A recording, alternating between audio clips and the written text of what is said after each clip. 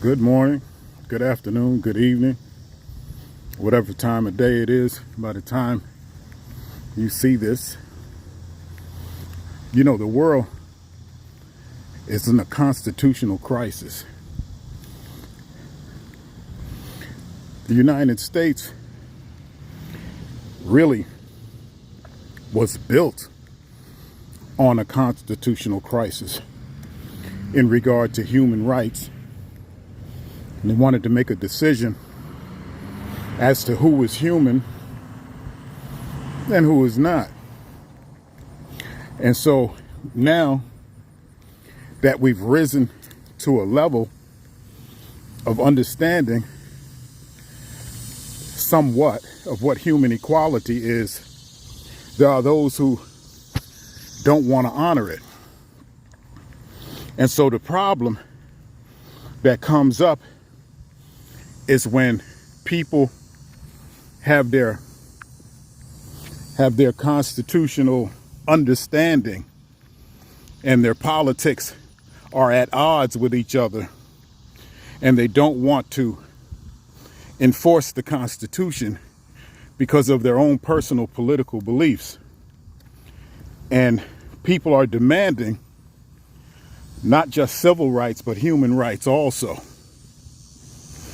And so that's where their politics comes in, and their understanding of who's human and who's not, at least in their minds. And so you don't have equal justice under the law. So you can't count on an elected official to uphold human rights or respect the Constitution. Morning, Irene. And this is where the problem comes in. And this is where the problem has to be eliminated. Because if our elected officials, and particularly law enforcement, don't want to uphold the Constitution, that means somebody is going to get lost in the sauce and get counted out. And for the history of the United States, the people who have always caught the short end of that stick are black people in the United States. And it's publicized more now. You can see it. You can see the disparity. And I guess I've been going real hard on this lately. And it was ever since the vice president and senator of Georgia, and not to mention Jesse Lee Peterson, say that there's no racism in America. And I've had some friends, I guess I'll still call them friends, but they don't really want to talk to me anymore, try to plead with me and convince me that there's no racism in America. And so, and they might have been sincere in what they were saying, but it wasn't going to change my mind, because I know what I've witnessed, I know what I've seen, and I know what I've experienced. And this country is founded on that. Anytime that you have a particular way that you're going to enforce the law for a set of people based on whatever your prejudices may be, there's not going to be any equality. I'm not going to make this long-winded. I think my posts speak very well for my positions, on the issue. And I'm going to continue to do so. And just to let you know, if you look in my story, you'll see some TikTok videos. And if you don't get to see the whole video, if you go to my regular Facebook page, you'll see it. And I'm going to start using Twitter a lot more to basically put the same content out, because there are still people who are convinced that there's no racism in the United States. And this false understanding is worldwide.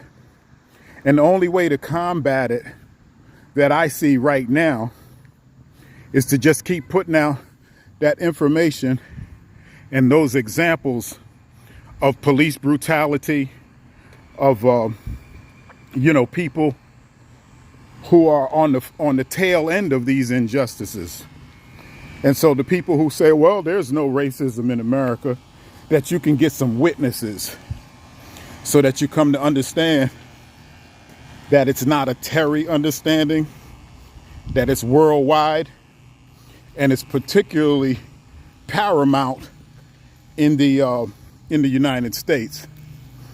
And we're moving even more into an apartheid state when you restrict voting, and then what you have is a minority that is going to be writing the laws and making the laws and and doing all the things that suppress our human rights.